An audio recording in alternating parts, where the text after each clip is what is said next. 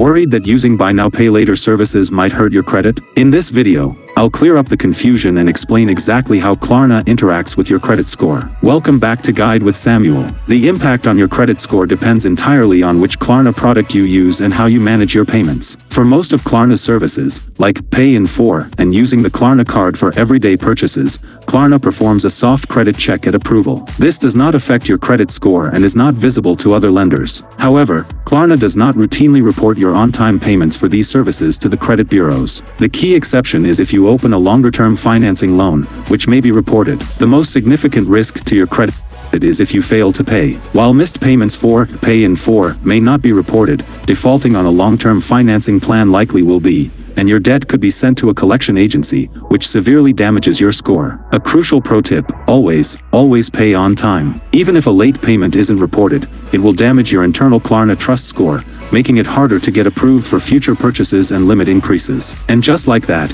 you can use Klarna informed and without fear. When used responsibly, it's a tool for flexibility that doesn't have to negatively impact your financial health. Did this clear up your questions about Klarna and credit scores? Let me know in the comments. If you've faced a rejection, our next video explains why your Klarna credit was rejected. Thanks for watching.